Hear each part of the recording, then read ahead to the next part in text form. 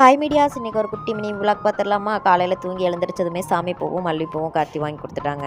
இன்றைக்கி செவ்வாய்க்கிழமை, இன்றைக்காவது வீட்டெல்லாம் க்ளீன் பண்ணிவிட்டு சாமி கும்பிட்ணும். அபிக்குட்டியை எழுப்பி விட்டாச்சு. டீ குடிச்சிட்டு அவன் ஸ்கூலுக்கு ரெடி ஆகிட்டுருக்கான். லஞ்சுக்கு என்ன செய்கிறது அப்படின்னு தெரியல. ஒரு 3 பீட்ரூட் இருந்துச்சுங்க. ஒரே ஒரு பீட்ரூட் வந்து பார்த்திங்கன்னா ரொம்ப பெரிய பீட்ரூட்டாக இருந்துச்சுங்களா, சரின்ட்டு அதை மட்டும் கட் பண்ணேன். அந்த ஒரு பீட்ரூட்டே வந்து பார்த்திங்கன்னா எங்கள் 4 பேருக்குமே கரெக்டாக இருக்கும்னு நினைக்கிறேன்.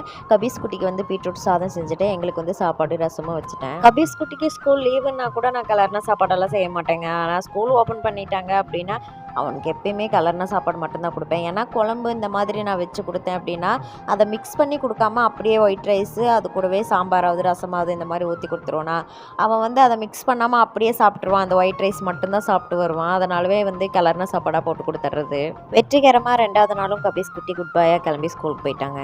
கபீஸ் குட்டியை வேன் ஏற்றி விட்டுட்டு வீட்டுக்கு வந்ததுமே கார்த்தியோட மொபைலில் வந்து கேமராவில் நிறைய ஆப்ஷன் வந்து நாங்கள் யூஸ் பண்ணி பார்க்கவே இல்லைங்களா, அதெல்லாம் வந்து செக் பண்ணி பார்த்துட்டு இருந்தோம். அவன் வந்து பார்த்திங்கன்னா நான் வந்து செடியை மட்டும்தான் ஜூம் பண்ணி காட்டுவேன் அப்படின்னு சொல்லிட்டு இருந்தேன். நான் மணி பிளான்ட் எடுக்க சொன்னேன். அது மாதிரி மணி பிளான்ட் எடுத்து காட்டிட்டு இருந்தான். அப்புறம் நம்மளோட மிளகாய் செடியில் வந்து பார்த்திங்கன்னா 2 மிளகாய் வந்து காய் காய்ச்சிருச்சுங்களா, அதை வந்து பறிக்கிறேன் அப்படின்னு சொல்லவும், சரி அதை வீடியோ எடுத்து ஃபோட்டோ எடுத்து உனக்கு ஜூம் பண்ணி காட்டுறேன் அப்படின்னு சொல்லிட்டு அதெல்லாம் செக் பண்ணி காட்டிட்டு இருந்தாங்க. ஏதோ ஒரு டிராயிங் வரைஞ்ச மாதிரி இருக்குங்க அந்த கேமராவில் பார்க்குறப்ப. இந்த புது ஃபோன் வந்து என்ன தான் யூஸ் பண்ணிக்க சொன்னாங்க. கேமரா குவாலிட்டி நல்லா இருக்குது, யூடியூப் சேனலுக்கு நீ யூஸ் பண்ணிக்கோ அப்படின்னு சொல்லிட்டு என்கிட்ட கொடுத்துட்டாங்க.